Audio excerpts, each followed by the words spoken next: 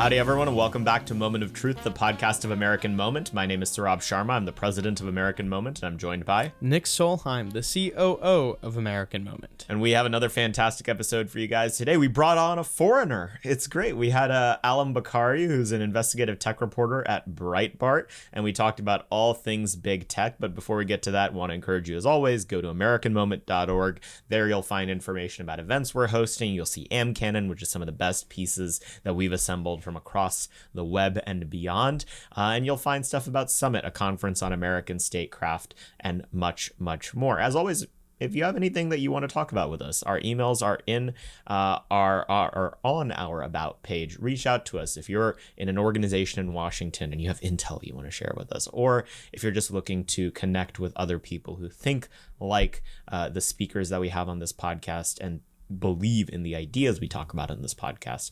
Don't forget to reach out. We just came back from a couple of conferences and events in a row over the last week or so, and we've just been so incredibly enthused and excited by how many of you come up to us to talk to us about how much you love the podcast, how much it's helped you think about these issues, and what you want to do to maximize your influence to ensure that, as our mission statement says, they get implemented. Yeah, it was kind of crazy. Like, we just came from the Intercollegiate Studies Institute the Future of American Political Economy conference. I think that's what it was called. Yeah. And it was crazy how many people we actually had come up to us and say, "You're Nick and Saurabh from Moment of Truth."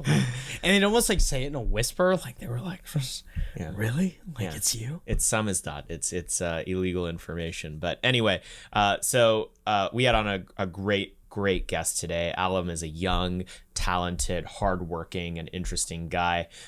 He is the investigative tech reporter at Breitbart News, and in 2018, he stunned the media and the world when he obtained and published the Google tape, a 1-hour recording of Google's top executives reacting to the 2016 Trump election and declaring their intention to make the populist movement a blip in history. He also obtained the Good Censor, an internal Google document admitting to censorship, Facebook's list of so-called hate agents, and YouTube's search blacklists. His work has received praise from Donald Trump Jr., Fox News, Tucker Carlson, Ezra Levant, and he lives in Washington, D.C., although my understanding is for not much longer. And he is also the august author of #Deleted, Big Tech's Battle to Erase the Trump Movement and Steal the Election, which they did. So we had a fantastic episode. It was more conversational than I think any episode we've had so far yet, because Allum's he's just an engaging guy, and he posed hard questions to us too. And so we had a fantastic time talking about everything from obviously big tech censorship, some of the specific stories he's broken, some of the problems he has with modern GOP proposals to fight big tech, ranging from things like Antitrust to some of the bills that are being proposed when it comes to advertising and journalism. He's a heterodox, contrarian guy. He's an interesting guy. I got to indulge a little bit in my my Gamergate pet issue. It's just a fantastic episode, and I think you guys are going to really enjoy it. So without further ado, we'll now go to Allum Bokhari.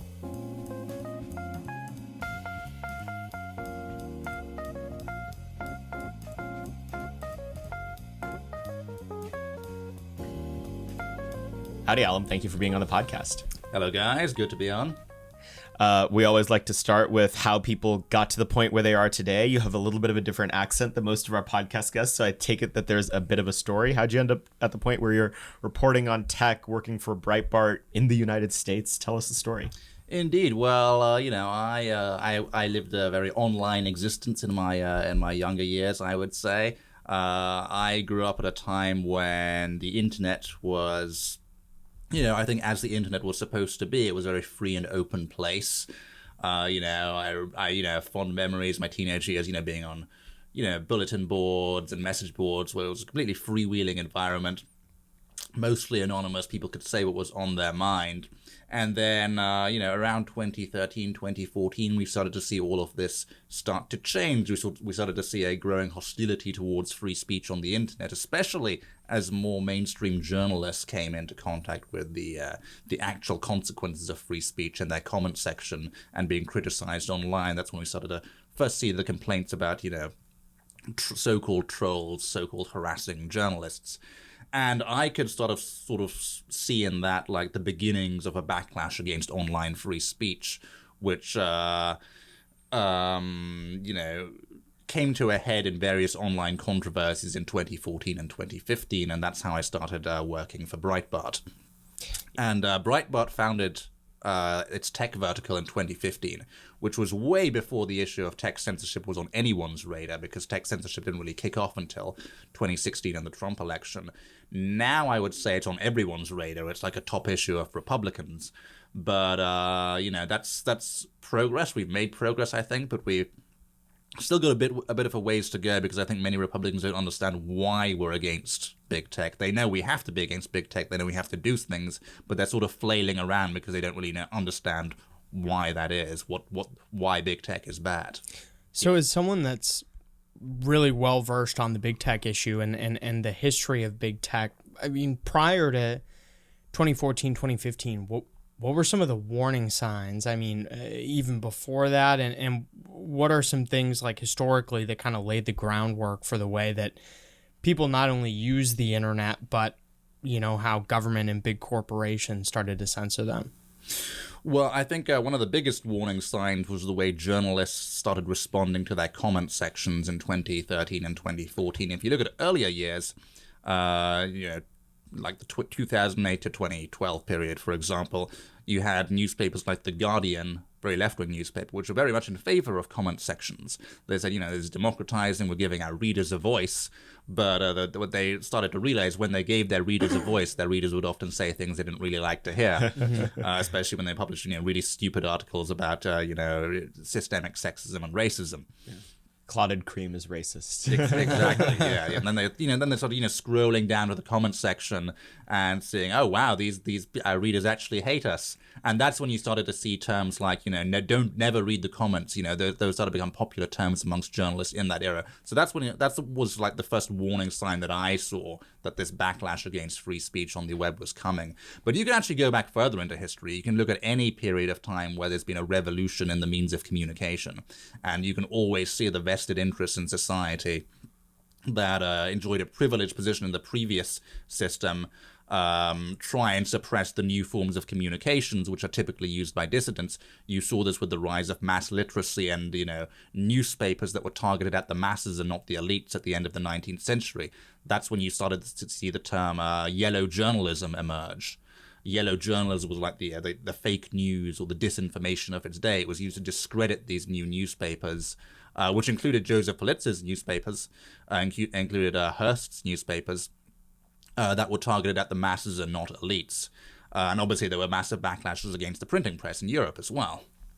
Yeah, that's such a good point. And so the antecedent, I think, for our current moment in tech, and I've made the argument, the antecedent for our entire modern political age, and it had to do with a lot of the reasons I got politically involved as well, was sort of the controversies around Gamergate in the early 2010s, where you had figures in the games journalism space specifically taking advantage of the positions of power they had atop of prestigious institutions to essentially lie to people, to paint people as rubes and incels, and that they were evil, and it sort of created an entire population that experienced just how nasty politics can be, and how dishonest our ruling class can be for the first time. Walk us through sort of what you were seeing as sort of someone who felt like you were part of that community, but were also entering the journalism space. Well, Gamergate was a pretty pivotal moment because, it's easy to understand in retrospect. We see all these controversies about athletes kneeling at the Olympics or, at the NFL, virtue signaling in various, sporting, arenas. Gamergate was essentially the same thing, but in video games. But it was particularly important, I think, because it was the first one of those sort of controversies that hit the mainstream, and it was also a controversy that specifically affected millennials. This was the first time that millennials had like a serious political divide, a serious disagreement over the direction of politics. Up until that point, millennials had been in lockstep with the Obama movement and the Democratic Party, but when insane feminists and social justice warriors started saying, you're evil and sexist for liking X, Y, and Z video game, then I was like, hold on, what's going on here? You're coming after our hobby, that's something that we grew up with. And that's a very personal sort of thing. It's affected millions and millions of people, which is why it's such a big story that went on for a year. And it was also, one of those. It fed that growing backlash against online free speech, because this was again a battle between, ordinary people on the internet and mainstream journalists. Right, and that point is so interesting to me, because I see it as, I mean, it got to the point, especially when I was in college, when I was helping, raise up, new campus activists and everything, people who were coming and, they were conservative, they wanted to be involved in politics. So many of them had become politically awakened through that process. I mean, it seemed like the first political event of so many young people's lives, is because politics used to be this thing that was entirely distinct and separate from their world. It was something adults and their grandparents were talking about. It had to do with taxes. It had to do with, just things that were very distant. And then all of a sudden, politics had been attenuated to a very personal thing that they cared about.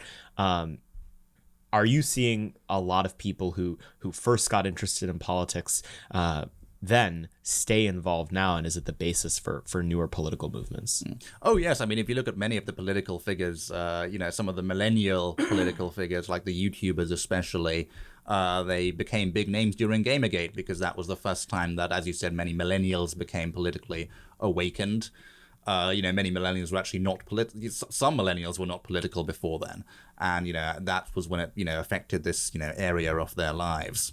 One thing I think that I want to ask is, why has the rest of, the conservative movement been kind of so late to this issue, to big tech? We see a lot of conservatives and Republicans talking about it now, but this definitely wasn't the case in 2015 and 2016. So why were you so early, and why were they so late? Well, I think it was just, many politicians, just simply don't get the tech issue because they didn't grow up with tech.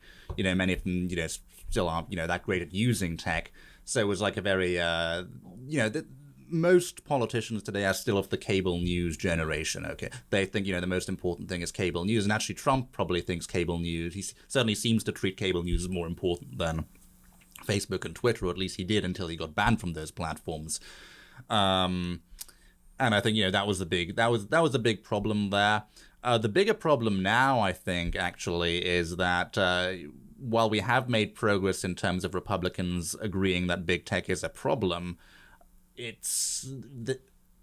have to understand why big tech is a problem before you can solve it. The reason why big tech is a problem is because we have this insane group of people that dominate Western culture and politics, that are totally opposed to Western civilization, that are, racist, predominantly against white people, but, other races occasionally get caught in the crossfire, that are sexist, that are anti-masculinity, that are against the notion of objective truth, that are determined to cause division, that are against the nation, that are against the nation's history, want to tear it down. And these people have been in charge for decades, and they're extremely unpopular. So the only way, you hit on this point as well, the majority of Americans are completely opposed to these people's views on the opposite side of almost everything. Affirmative action, for example, has never been popular. You look at all the polling going back decades, and yet it still dominates American society because these people have had a stranglehold over the channels of information for so long. And the internet was a grave threat to that monopoly on information that they have. And the only way they could put the genie back in the bottle was through tech censorship, and that's why big tech is a problem. I would actually say, and this is a contrarian take, I am more pro big tech than big tech, because what big tech did before 2016, before they introduced these vast apparatuses to censor disinformation and hate speech, the algorithms that they created, on YouTube and on Facebook were fantastic. They were great. Yeah. These were an existential threat to the mainstream media. If we could turn back the clock and get the Facebook we had in 2015 and get the YouTube we had in 2015, that would be the ideal solution, frankly.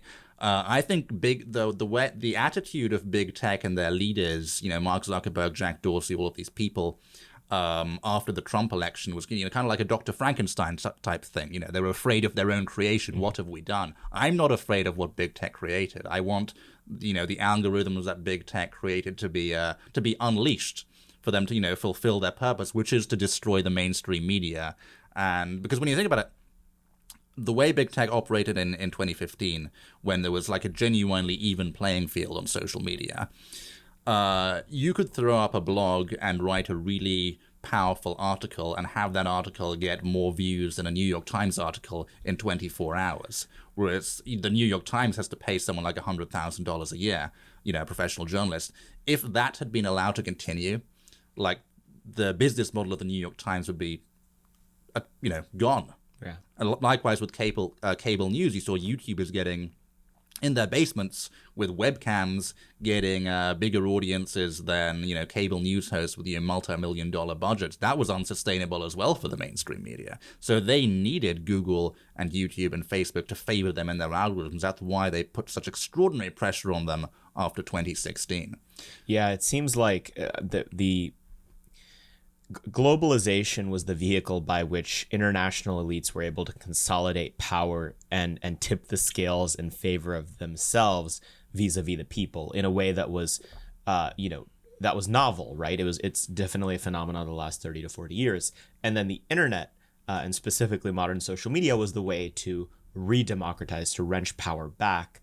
And they got so fat and happy on that status quo where they had globalism, but people weren't able to actually band together to express their displeasure of the ruling class, that the second the scales balanced back, they were like, wait a second, no, we can't have this. It's terrible. This ties into my least favorite bill of this current session, which is the Journalism, Competition and Preservation Act. I've written about it quite extensively at Breitbart. This is a perfect example of what happens when Republicans understand they need to do something against big tech, but they don't understand why. Yeah. This is a bill that unquestionably makes the problem worse, because far worse. It's like it's a terrible, terrible bill, because what it does is journalism, competition, and preservation. This is a bill that has been advanced by the big media industry, which, as we were discussing, recognizes the existential threat posed by big tech if big tech was, true to its original principles of freedom and openness. And the bill aims to entrench the trend of the past 5 years, which has been the collusion between big tech and big media, the former artificially supporting the latter and propping them up and protecting them from competition and protecting them from failure, which they deserve, by the way. The JCPA essentially allows big media companies to form a cartel with the specific purpose of collectively negotiating with the tech companies. Mm-hmm. So it gives the force of law to this, poisonous dynamic where big media bands together and demands special favors from the tech companies because they're afraid of that massive competition they faced on the internet before the age of online censorship. Well, so let's talk about the bad actors here. Let's name some names. I mean, what activists, pundits, whoever, who's been wrong since the beginning on this, and who, even if they're braying about big tech now, is still getting it wrong? Well, I mean, Ken Buck has really been a mixed bag. He championed the Journalism, Competition and Preservation Act. And one of the reasons why I think many Republicans got on board with it because he had News Corp lobbyists going around. One of the biggest, and this just shows this is not entirely a partisan thing, because it's big media companies. News Corp has many conservative media companies, and yet it's working with every other media outlet and pushing these laws, not just in America but also in Australia and in Europe, that would essentially force big tech companies to prop up their failing business models and protect the news industry from online competition, which is obscene when you think about it, because a CNN or a Fox News, these have hundreds of millions of dollars to hand, billions. These are international media companies. And despite that huge advantage in resources, they're still unable to compete with random YouTubers and random bloggers, and they want special handouts from the big tech companies and special favors in the algorithms as well. That's insane. That's the opposite of promoting competition. So I want to drive into this a little bit. So specifically what these journalism companies are are interested in is cratering rates of advertising, right? That digital based advertising has essentially become unprofitable in the way that it was maybe 5 to 10 years ago, where they were able to basically make putting up the same article that goes in the New York Times print magazine up online and make enough money to make it sustainable based on the business model they already have. But that ad model was not. There's kind of two sides to this, right? There's the monetization, and then there's the product itself. The product these companies offer itself is what is at threat from the bloggers, who can give a more honest opinion, often do more real reporting, and provide more real information to the people. Yeah. Or it was a threat until big tech started calling all those bloggers, disinformation and conspiracy theorists. Right. But the monetization side of this is a much bigger problem. It has to do with the economics of the internet, period. Is that just kind of a product of how the internet has evolved to the point where it is now? I mean, is there no putting the genie back in the bottle? Is there anything to be said for the fact that these companies truly aren't able to monetize content that they are putting real effort into in some ways, in the way that they were once able to? I think that's crocodile tears from the media industry. The media industry has actually benefited enormously from the internet, and even with the decline in advertising revenue, the New York Times, the Washington Post are boasting about the massive amounts of revenue they're taking from subscriptions. I'm talking hundreds of millions of dollars. Absolutely, it's been a huge windfall for them, actually. I think what they're really concerned about is long-term competition from independent creators on YouTube and blogs and on independent websites. Because if you look at the demographics of the mainstream media, the people who watch cable news very, very old, getting older. Mm-hmm. People who watch YouTube very, very young, getting younger. So that's the long-term thing they're worried about, which is why they're not just talking about ad revenue and making money from Google and Facebook. They're also talking about disinformation. Right. And I think that the best case against what I just said is the fact that they're equally braying and apoplectic about something like Substack. Yes. Which is not, about ad rates or anything. It's just they see their cartel being threatened. And in the case of Substack, funnily enough, from their own people, their own, star reporters who, may be the wrong, race or gender to perfectly fit the diversity of the masthead that they want. And these writers realize, I'm Matt Taibbi, or I'm, Matt Iglesias, or I'm, Andrew Sullivan. I can make a lot more money off on my own, and I won't get harassed every time I, say even a slightly centrist opinion anymore. Yes, and when these, when these people slip away into independence on Substack or wherever else, their views change because they don't have those, insane progressive editors watching over them. Well, and here's the thing too, that like everything on Substack is fundamentally more interesting than anything on, the front page of the New York Times. I mean, I subscribe to, man, my fiance probably thinks I'm spending too much money on Substack. But I mean, really, I mean that seriously. It's more interesting than just about anything else you'll find online. I mean, there are several people, who former high profile journalists, who have great Substacks that I subscribe to, like Glenn Greenwald is one, but there are also like several anonymous Twitter accounts that also do their own Substacks that I follow and are like way more interesting than anything you'll read in the Washington Post or watch on CNN or whatever. So I suppose the free market solution to this is journalists simply be more interesting. And the anonymous blogs are interesting. I think that's a function of their anonymity. Yeah. One of the things that kind of bothers me a little bit about the conservative alt tech space is that they're always trying to clone Twitter or clone Facebook or YouTube or whatever, and that's good. I'm glad those alternatives exist. But I think conservatives who really want to innovate in tech in a way that helps political dissidents, they need to innovate in the area of anonymity, because there hasn't been any innovation in that space for decades. 4chan and Reddit barely been updated.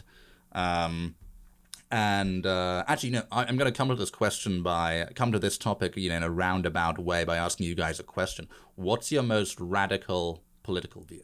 Oh, we've answered this on the podcast before. Neither of us actually gave our real answer on this, that there are things that we believe that are more radical. And yes, you're correct.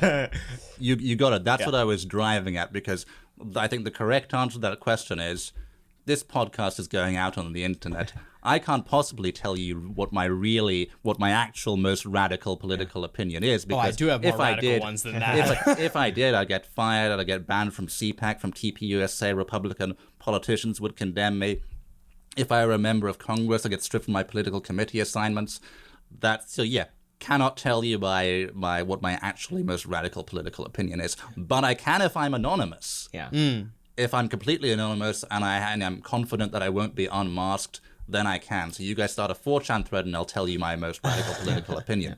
Well, so this is why I think, conservatives who are working in the tech space and want to create platforms that aren't just copies of Twitter, but actually do something that Twitter doesn't, should focus on anonymity and, really making it impossible to unmask people. Well, and that's the thing about a lot of these like anonymous platforms now is they're not even that anonymous anymore, especially the ones that are run by, more left-wing founders. I mean, Reddit comes to mind for me. A lot of people, whenever something controversial gets posted, they're going through all your post history, trying to find out who you are. And there are several cases of people, getting doxxed for having the wrong opinions or thinking the wrong thing. I mean, and I think you're totally right. If we want to have, true anonymity and be able to talk about these things, I mean, we need to build our own, solution for this. Yeah, and this actually goes to I have complicated views on the question of anonymity because I agree that I just got back from the Claremont Institute Publius Fellowship, and like anyone who thinks that anonymity is un-American should go talk to the founding fathers because they were literally writing the Federalist Papers pseudonymously. Like, what a ridiculous idea. They were literally Fed posting. Yeah. But that being said, my recommendation to a young person interested in politics right now is not to make an anonymous Twitter account because I'm not convinced that that's actually anonymous. Like, and so like they're actually like big tech.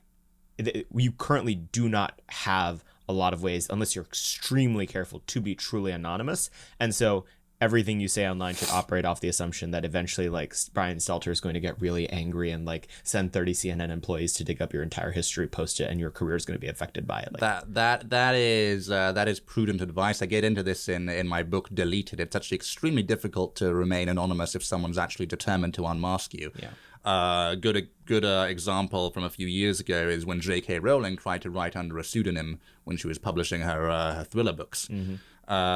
She was unmasked in about 30 minutes by a supercomputer in I can't remember the name of the university, but they just ran her writing through a supercomputer and said, "Oh, this matches up with the writing style of Harry Potter. It's J.K. Rowling," and then she just admitted it. So you do need innovation. Like, it's possible to use that same technology to mask your unique writing style. I know people are working on voice modulators to change the way your voice sounds, and obviously deepfake technology is getting very good. You can completely change your face, but there's still a lot of work to be done there to make it totally foolproof.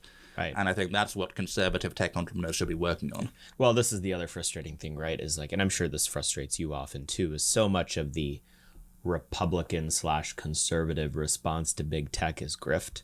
It's like, we're building a conservative so-and-so. It's like, do you know how to code? No, I've lived in Northern Virginia my whole life. I work in politics. It's like, great. Your platform's not going to be very good. It's going to suck. Well, and here's the other thing, like Getter, right? This most recent, like, uncancelable platform. I think there was... I still haven't been able to log in. I tried. Yeah, the day after it was launched, there was a story in Politico about how it was actually, like, it was formerly a Chinese platform that was just purchased by former, like, Trump officials, and they started running it and did like a little bit of front end development on it, but for the most part it was still like literally a Chinese social media site. Yeah. In fairness, I think it was Chinese dissidents that ran it, but I haven't looked too deeply into it. I do have a Getter account. I know some people involved with who I like. But it's a Twitter clone, and I'm glad that the Twitter clones exist, that they're out there. But ultimately, they're not going to be much more than a conservative Getter. They won't get you access to those on-the-fence people that you need if you're trying to, win political campaigns long-term and persuade people to come over to your side. Yeah. That's why you need, like, regulation and standards that go across the entire industry and apply to the big platforms, too. Right. So this is actually, this is where I think we get into a competing goods question, right? Is that I wrote a long time ago, and it was before I had actually like fully realized that the only answer to big tech is regulation, that there is no libertarian answer to any of these questions. I wrote about why I was pessimistic that new social media platforms along the lines of Facebook and Twitter would emerge. And there's a couple of layers to the issues, but the one that I often think about a lot is the early adopter problem, which is that, and this is, I think, less the case now because the amount of people who are dissatisfied with the mainstream platforms may have reached a critical mass by now, especially if President Trump were to get on one. But if you're in 2017 and a new platform comes around, all the people that are going to have an appetite and a market desire to be on that platform are the people who are some combination of banned or censored from the other platforms, which doesn't make for like the most pleasant seed audience for a new platform. It's the sort of thing where you're going to have a lot of political discussion and it's going to be an interesting space, but it's not the sort of place people are going to go to post like pictures of their kids and their like golden retriever. Yeah. How do you think about the I'm just calling it the early adopter problem. That's an interesting question. You can't actually build a new social network unless like a broad-based social network that appeals to a wide group of people without either doing something new and innovative that the other companies are not doing, or having that diverse set of people from the beginning, from different backgrounds and have different perspectives. So you've got to do either one or the other, in my view. Yeah. Well, I think that's the thing about, Parler even, gained a pretty sizable, and again, that's all relative, but I had people in my family who are not super politically active who joined it because it was something new. That's why they had to nuke it, because it could have actually. Right. So that's exactly my point, is that it goes to show that it doesn't even matter if you clone something else or build something else. If you don't have the infrastructure to maintain it, they can literally just pull you down right now. Until we have our own systems built out to actually host things on the internet, we're going to be in big trouble. And particularly when we get into the App Store debate, right? Is there anyone we know in the conservative movement right now that would and could build a conservative app store that would actually be widely adopted? No. So there is this Freedom Phone project that has a sort of uncensored app store, and that's out there now. Keywords were widely adopted. Yes, yeah. Widely adopted. That's the thing. So Google and Apple control 99% of the smartphone operating system market worldwide. So if they want to block access to their, smartphones, they can. Google is a little more difficult because you can sort of get around the App Store blocks. You can't on Apple. So Apple can effectively ban you from all of their phones. Yeah. You don't have to answer this if you aren't aware yet either, and I haven't had a chance to look into it. But is this Freedom Phone thing a grift? Is it real? Do you know yet if it's a legit operation? I know. I've tried the Freedom Phone. It seems like a fairly quality product. There've been reports that it's made in Shenzhen. Apple makes their phones in China too. Yeah, the jury's out. I'll wait and see. Yeah. It's just, and this I guess gets to another interesting question, right? Is part of the problem that the way that we're thinking about is that we need a conservative X? Are we setting ourselves up for ghettoizing, the user base of these new platforms by even framing it that way? Well, no, I think platforms that are marketed to conservatives do serve a purpose, which is that they're you're talking about unpleasant experiences, shocking experiences. If you have a particular kind of user base, perfect example would be 4chan. Mm-hmm. 4chan I would not say has a broad appeal to or certain parts of 4chan don't have a broad political appeal. They're very targeted at one side of the political aisle, but they have proved to be extraordinary staging grounds for for activism and for the birth of new political movements. Mm-hmm. So platforms like Parler, while they might purely conservative, that's where people can go to organize. Whether that's organizing events or organizing online campaigns, where they do go out then to other platforms and to and talk to other people who aren't in their circle. Right. So that's I think is the purpose of purely conservative devices and purely conservative apps. Yeah. So it's part of an ecosystem, right? It's that this is the small tent that there will be ideas and plans incubated that can be then used in the big tent. But the problem is, and this is why ultimately regulation is necessary, not just build your own, is that if they have created a hard firewall between what happens in the corners of the internet they don't like versus on the mainstream platforms, then that step will never happen. Yes, the real danger coming down the road is like link banning. Yeah. So it's something they've already done, I think, with Infowars on Facebook, unless I'm mistaken about that. They're certainly experimenting with link banning at the very least. Mm-hmm. But one of the great things about, say, Rumble is that people will take a Rumble link and use it much the same way that they would a YouTube link. They'll share it on various other platforms. Right. And if the there's nothing currently stopping the tech companies from just saying, okay, Rumble links are banned. Yeah. Well, so in terms of like the, conservative innovation and building, conservative versions of things, I'm almost left wondering when it comes to social media, like how much more room is there to go, like innovation wise, if we're not going to build a conservative version of something and we're going to decide to innovate and to make something new that people actually want to be on, I can't really think of like anything that's not already filled by what's out there. I mean, the only way that I could see this going is, and again, this is just a shot in the dark, but I don't know if you've noticed the way that white girls like to do Peloton together right now. they get together on video, and are doing stuff like that. I think maybe especially with pandemic, we'll get more into people wanting to do activities together virtually, but I'm almost left wondering, like, if are we running out of runway here to like actually innovate and build something of our own that isn't just a copycat of the left? Well, this is why I'm increasingly interested in anonymity, because I think there's a lot of innovation to be done there, both in terms of face-changing technology, voice-changing technology. There's also a type of technology I'm very interested in called zero-knowledge proof. That's when you can prove certain things about your identity without people knowing the authentication or the verifying document that proves it. Mm-hmm. So, for example, if I want to prove that I'm over 21 without showing you my driver's license, you can do that technologically because you can have a verifier that verifies your driver's license. You then sends a signal to your digital wallet that you get a little like a verified check mark saying, okay, you're over 21, but everyone else doesn't need to see your name or your address or your driver's license. Right.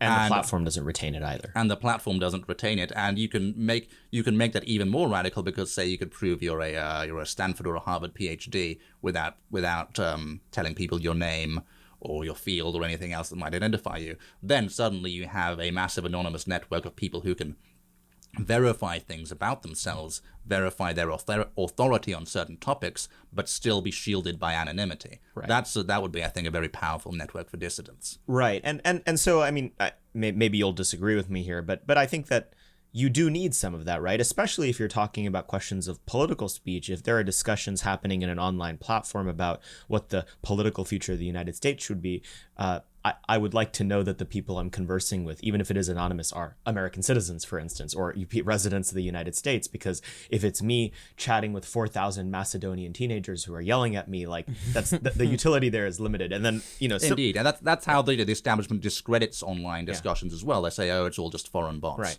Which is obviously not true.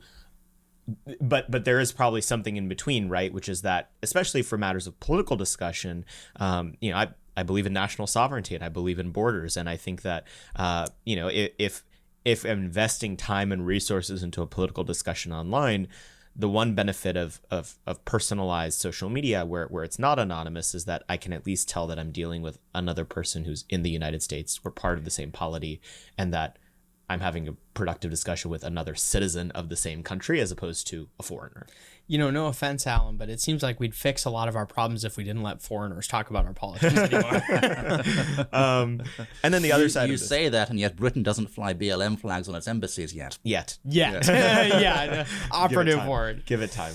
And then the other side of this is, I think age verification does matter. I mean, we're very socially conservative here in American Moment. I would like for there to be a little bit, tighter screws on violent pornography being shown to 12-year-olds on the internet. Like, that's probably really bad. We're messing up children. Or you could just make it illegal. Yeah, Yeah, but that too. One of the points I often make, and it's very revealing, is that Google will allow you to opt out of their obscenity filter. You can turn off safe search. Yeah.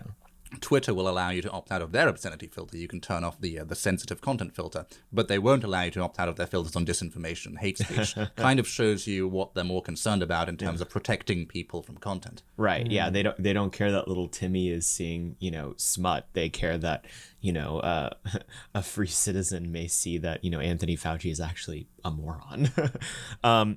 So you've done. One of the reasons that we admire you a lot, and I've followed you for a long time, Allum, is that you've done actual journalism, which on the right, there's not as much of. A lot of people like to be hot take merchants. They like to be opinion writers, but you've actually done the hard work of reporting and uncovering information specifically at these big tech companies.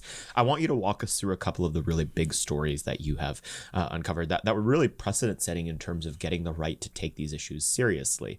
Because, for a long time, we've known that there were these, that we had a sense that there were problems with censorship. But ultimately, people had especially bad faith actors had the veil of ignorance where they could see, well, where's the proof? You found the proof. Walk us through, for example, what you discovered that Google is doing, the tape, the Good Censor document. Tell us about these stories. Sure. So the James Damore controversy, when Google fired one of its employees for disagreeing with progressive narratives, was really kind of a turning point, because that led to lots of Google employees coming forward to me anonymously as one of the few conservative tech writers and saying, look, it's really bad inside Google. We have, this crazy out of control woke culture, and they started sending me information from inside the company. And that's how it all started. I'd say the biggest scoop I got through that process was an anonymous Dropbox link. I still don't know who sent it to me, containing a 1-hour video of Google's top executive team, including Sergey Brin, Larry Page, the co-founders, Sundar Pichai, the current CEO, various other VPs, a couple of days after the 2016 election, addressing company employees in a global town hall meeting. And this was called the Google tape. And we released the Google tape at Breitbart just a few days after President Trump first started denouncing Google for biased search results. And everyone was calling him the conspiracy theory, saying, oh no, Google's just a neutral tech company. That's when we dropped the Google tape. And obviously it shows Sergey Brin and Larry Page and all of these people just absolutely distraught at the Trump election. You had Sergey Brin calling it offensive, but more than that, they were plotting about how to respond. And you had Kent Walker, who's still their head of public policy, saying he wants to make the populist movement a quote-unquote blip in history. And you had Sundar Pichai talking about how they're going to use deploy their technology to fight disinformation and to educate low-information voters. So they were planning it all out just a couple of days after Trump won the election. It just shows you what a turning point that election was. And we saw it even, laid out in even more detail in, my second big Google scoop, which was the Good Censor. The Good Censor was an 80-page briefing document prepared by Google, which admits that Google shifted towards censorship. That's Google's words, not mine, after the 2016 election. And to get back to what we were saying earlier about protecting journalists from competition, it also laments the fact that quote-unquote have-a-go commentators can compete on an equal playing field with the New York Times. I would actually disagree with that assessment. Even before the age of online censorship, have-a-go commentators were not competing on an equal playing field with the New York Times, because the New York Times has millions and millions of dollars, and random bloggers don't. So the New York Times is losing even with that advantage. So those are two of the big stories. I could go through more. There are many other examples if you're interested in the other ones, like the Facebook hate agents list or the YouTube search blacklist. I can talk about those too. Yeah, no, I'd love to hear about it. And our producer just brought by your book yes. That has a lot of these stories in it, which we recommend that everyone purchase. But yeah, no, tell us more of these stories. I guess let's go through the big companies one by one. You just described what Google is doing. What's going on at Facebook? What's Facebook doing? Facebook, I got not quite as many scoops as I did at Google. There's a reason for that. Google had a very open workplace culture, almost anyone in the company could talk to anyone else in the company on their internal message boards, which is very conducive to leaks. It's actually the opposite of Apple's culture, which is very segmented and each of the departments are closed off and don't communicate with one another. You don't see a lot of leaks from Apple. Facebook, however, I did get their list of so-called hate agents, which is a literal list they keep inside the company of prominent political individuals, mainly right-wingers, although there were some, left-wingers like Louis Farrakhan on there as well, that they considered to be so-called hate agents. And that list included, or potential hate agents, and that list included, people like Paul Joseph Watson. It included Candace Owens as one of the potential hate agents. It included Bridget Gabriel of Act for America. All these mainstream conservative activists. Many people were on that. Yeah, I was about to say, what do we got to do? Yeah. You haven't made it until you're on the Facebook hate agents list. We're actually probably already on it. Yeah. That was a big Facebook scoop. YouTube, another important one. YouTube's a real tragedy because YouTube, yes, blogging was disrupting like print newspapers, but YouTube was disrupting something far more powerful. It was disrupting cable news. Right. I mean, that's how I got involved in politics, was watching a bunch of naughty YouTube videos, like very, very candidly. I mean, that's how it happened for me. And that algorithm that you were talking about, the benefits of big tech. I mean, I literally remember the chronology of things. It was before I became religious. I was watching, videos about atheism, and that eventually took me to videos about social justice warriors. Eventually took me to videos about immigration and foreign policy, and it just went down the line, and that's how that happened for me. Yes. They hate that YouTube pipeline. Yeah, you had counter extremism think tanks that were set up to fight to like analyze the way Al Qaeda used the internet, saying this YouTube algorithm is creating a pipeline of right wing extremists. The Shorenstein Center at Harvard's a big one, right? Yes, there's one the Data Lab at Stanford is another one. Yep. There was one in the UK as well. I forget the name, like a counter extremism think tank. Yeah, I always tell people that my the beginning of my radicalization pipeline story started with Andrew Klavan and ended with Spencer Klavan. Klavan to Klavan.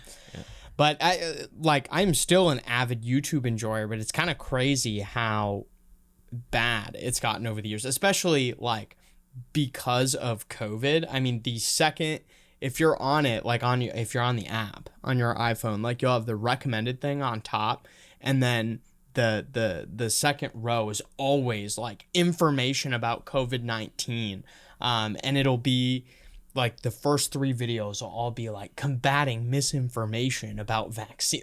It'll be all this stuff that they're trying to get you to think. It's not just, oh, here's how many people died. It's here's why you should get vaccinated 6 times and wear 9 masks on your eyes and your face.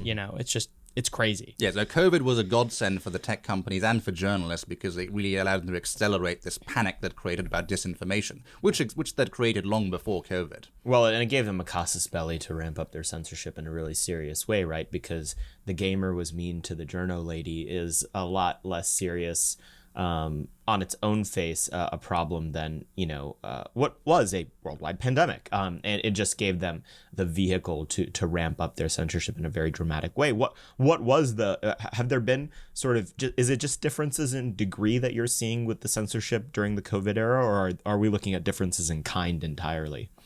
I would say mainly differences in degree. Frankly, I don't think. And this goes to Facebook as well. We were talking about them earlier, and the hate agents list. I don't think it's difficult for. It would be difficult for the tech companies to do anything more radical than what they started doing just before COVID. I think, which is when they said we're not just going to monitor behavior on our platform. We're going to monitor behavior off our platform as well. We're going to look at the speeches you're giving. We're going to look at what events you're going to, even if you don't mention them on Facebook. And if you look at the Facebook hate agents list that we released. They were doing that. They were monitoring what people were doing off Facebook. And Twitter has a similar policy now where they're going to look at your offline behavior as well as your online behavior. Yeah. Wow. You should delete the social media apps from your phone. It's listeners, please just do it. Yeah. Well, I mean, I guess that gets to an interesting question, right? I mean, what is the role of an individual person in a regime like this, vis-a-vis social media? Is it to stay on these platforms? Is it to stay off? How do you think about it? Obviously, I mean, I'm very uninterested in the sort of conservatives that just say, well, if you don't like it, you should get off the platform. It's screw you. You are contributing towards like political dimitude for the entire right. But what is the recommend? I mean, what would you say to your family members, for instance, about these platforms? I would adopt for conservatives, you got to have a multifaceted approach. You need to use alternative platforms, and especially anonymous. I would encourage everyone to like get on anonymous platforms. You got to use anonymous platforms and alternative platforms, conservative-run platforms, to organize, to find like-minded people, to have those debates about which direction the conservative movement should go in. But you also need to be on Twitter and Facebook to talk to the normies, especially during elections, and to persuade people of your views, because you're not going to persuade anyone if you're just talking to an echo chamber. So you need both. You need like the staging ground, the place where you organize, but you also need to go out into the public square, which is Twitter, which is Facebook and YouTube, to get your message across. The exception I would say is Rumble, because on Rumble you can make videos and then send the links around on Facebook and Twitter. Well, and Rumble actually it's a great example of what I was of not being what I was talking about earlier, which is grifty alternative platforms that are basically just white labels of like Chinese products that like are run by politicos. Like Rumble seems to me, and maybe correct me if I'm wrong, to be a serious company with serious technological talent and ability behind it that is interested in like playing the long game to become a replacement to existing platforms in a way that's scalable. Am I wrong about that? They're certainly doing a better job than many other platforms. It's going to be difficult for them to eclipse YouTube in terms of what it can offer creators in ad revenue, but they're certainly doing a heck of a job, and I do support them. Yeah. I will say,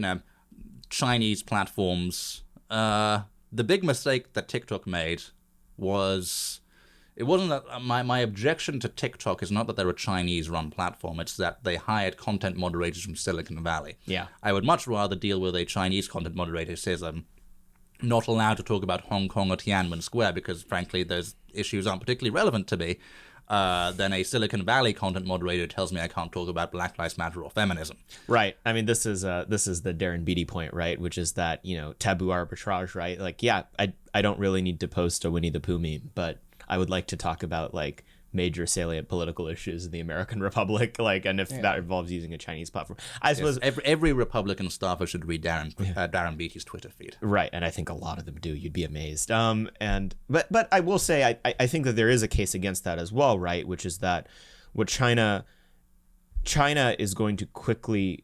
Well, I'll put it this way. Chinese platforms that are hosting and Chinese servers that are hosting Americans' data can then be weaponized against Americans themselves in terms of blackmail. So like if you have inopportune DMs that you've had with someone, and China has some reason to want to blackmail you, they can then use that. I mean, is that a serious concern that people should be worried about? It's a concern, but I mean, I'm worried about Twitter and Facebook and Google. Aren't we worried about them blackmailing people? Sure. It's a both and thing, and that's the thing is like I hate both versions of this discourse, which is the new Republican thing you're seeing now, which is that those darn Chinese, they're the cause of all our problems, while completely ignoring our own ruling class. Well, at the same time, I do think that they are just geostrategic competitor to the United States, and it probably is a really bad idea if an entire generation of say government officials are have their data hosted by a foreign regime that is contra our interest that they can then use to blackmail those agents. Like, it's probably a bad idea. That's a fair point. And if you're you should never really talk about anything sensitive, ultra sensitive online.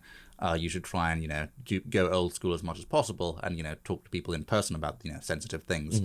But if you're going to talk about sensitive things, then yes, use secure platforms. Use Proton Mail, use Signal, and even those platforms, are they completely secure from intelligence agencies? I just assume the CIA can get in. Probably not, but at least they have disappearing messages, and Proton Mail has disappearing emails now, which is very very useful, and that will at least protect you from future doxing if the person you're emailing turns into a leftist later on. Yeah, all of us are on Proton Mail at this table, I think.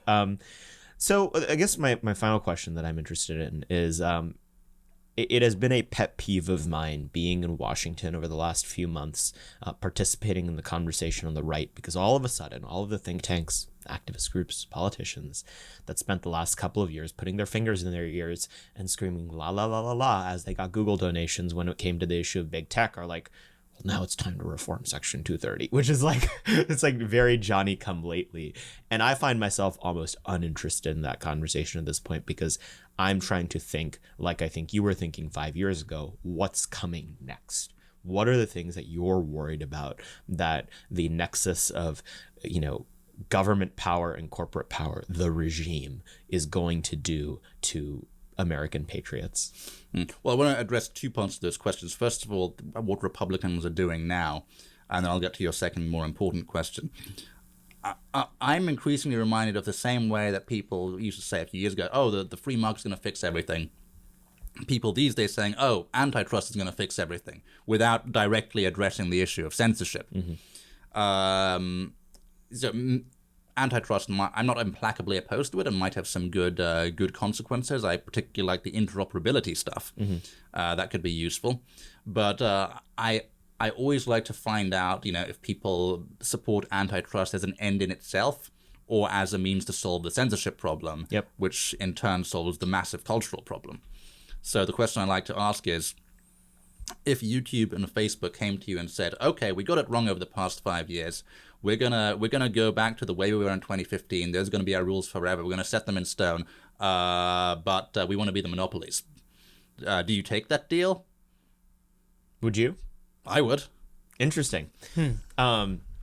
Yeah. So this goes to. So I have been similarly skeptical of antitrust, not because I don't think antitrust is a good idea, but because I think there's a very weird game going on here, which is that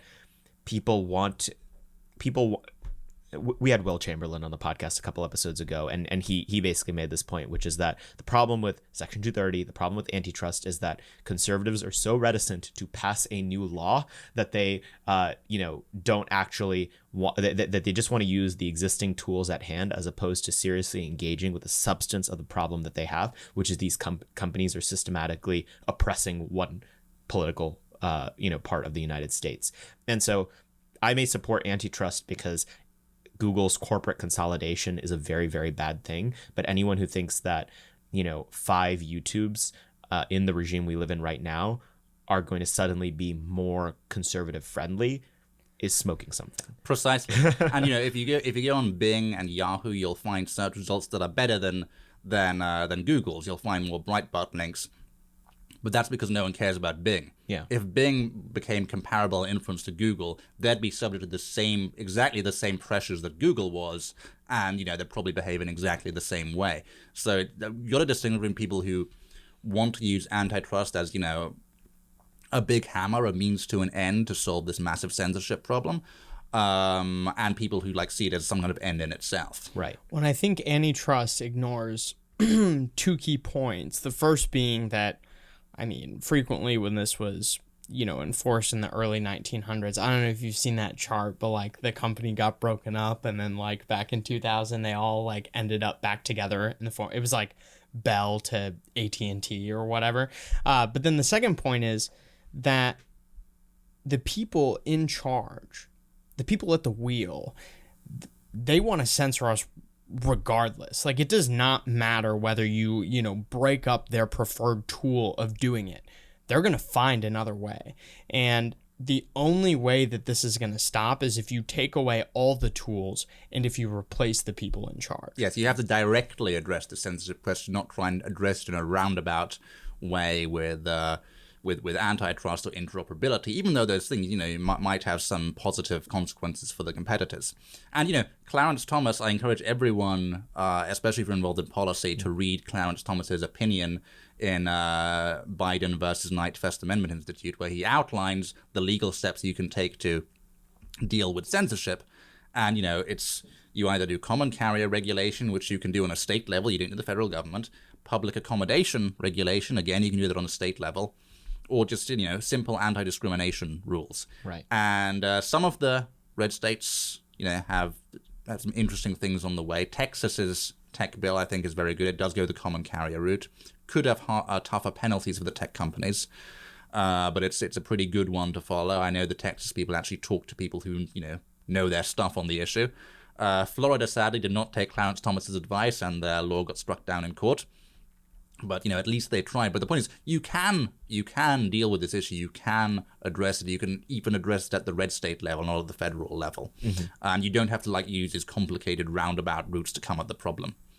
By the way, you mentioned what's coming down the road. I'll address that quickly. I think we talked about link banning. That's something to watch out for. And I again come back to... And this is a version of, for instance, what they did with the New York Post article about Hunter Biden's laptop, right? Indeed, yes. And the other thing is financial censorship. We're seeing an uptick of that. I think just today, PayPal said they're going to be working more closely with the Anti-Defamation League to track payments. Good news for crypto holders, I should think. Yeah, crypto's up this week. Crypto is up this week, yes. Very nice. That's going to come down the road. And I think conservative innovators really need to get ahead of unmasking technologies and find a way to make impervious anonymity. Because when that is accomplished, that I think will be a real game changer politically and for the foreseeable future, because I think these battles are going to go on for a very long time. Right.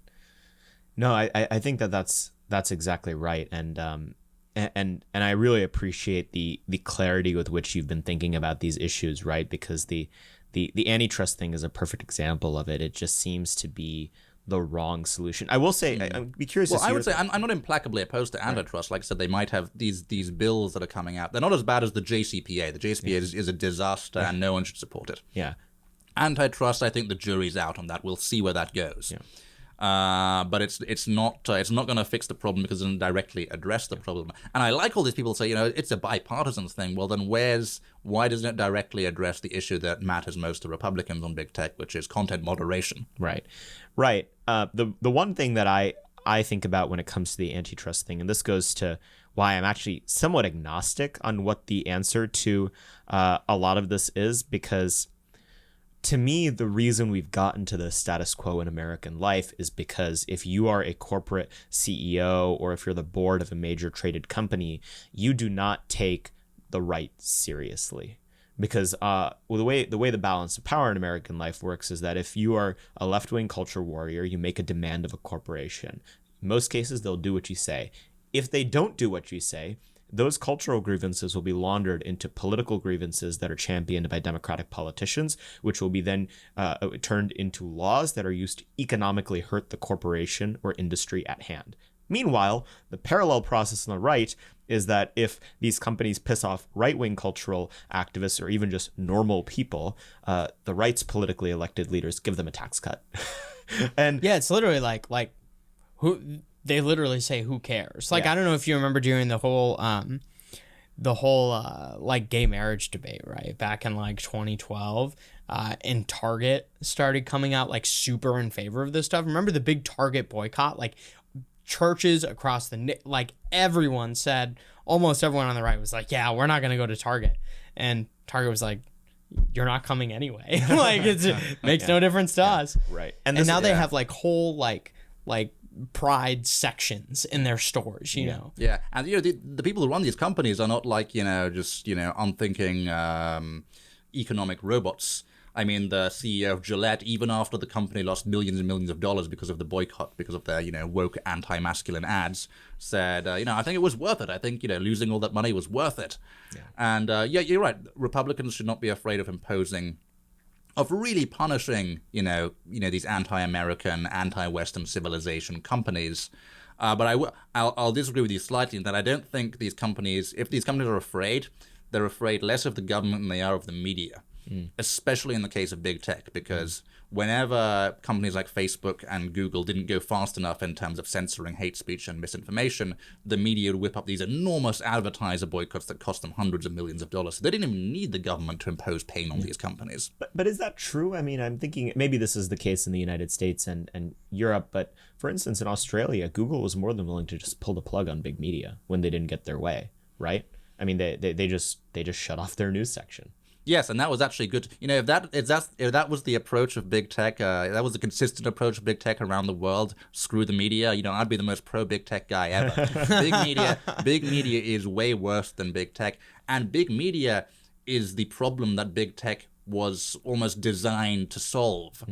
And it's a shame. I want the creation of big tech to be completely unleashed. Yeah. But unfortunately, the people in charge of these companies have spent the last 5 years trying to kill their own creation because they and the establishment are now afraid of it. Right, and they have more money than they know what to do with, so they're not actually being held to account for market mechanisms either when it comes to any of these problems. Allum, where can people follow your work? Where can they learn more about you? Where can they follow you on social media? I want to make fun of your social media handle for a second. And where can they buy your book? Yeah. So you can buy my book, Deleted. Go to deletedbook.com. You can get it on Amazon, Barnes & Noble. The full title is Big Tech's Battle to Erase the Trump Movement and Steal the Election, which of course they did do. You can find me on Twitter @LibertarianBlue. I'm unfortunately stuck with that handle because changing it is a complicated business on Twitter if you want to keep your verified checkmark and not be shadow banned. You can also find me on Gab @AB, on Parler @AllumB, and on Getter @Allum. Wonderful. Well, thank you for joining us on the podcast today, Allum, and thank you for everything you do. Good to be on.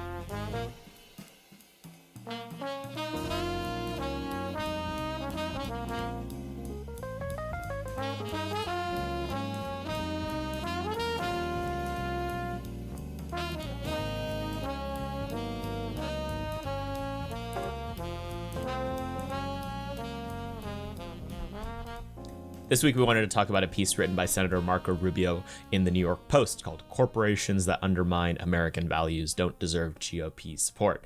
And really, I just want to talk about that concept entirely, which is that you do not have to be a slave to corporate America if you are on the American right anymore. We live in a new era, and this is something that, we've obviously been beating the drum about a lot at American Moment. I believe we're the first right of center organization to include a line decrying corporate power in our core statement of priorities. We live in a fundamentally different era, and the threats to liberty, to freedom, to the American way of life, to order in Western society are not just overbearing governments. They are now the biggest corporations that see themselves as fully post-national, fully post-American, and we need to break the chains of corporate slavery that we have been operating under for the last 50 years on the American right and chart a path forward that puts them back in their place as subservient to the common good, not the determiners of it. Well, I think the other interesting thing about Rubio's piece, I would almost take it a level further, right? Not just that corporations that undermine American values don't deserve GOP support, but they don't deserve American support. It doesn't matter whether you're a Republican or a Democrat. If corporations are not supporting your country, shipping your jobs to foreign countries and importing cheap labor to decrease your wages, I would argue that they don't deserve anyone's support. Now they may feel that they have a right to do business in this country and that they have a right to do their conduct their business that way.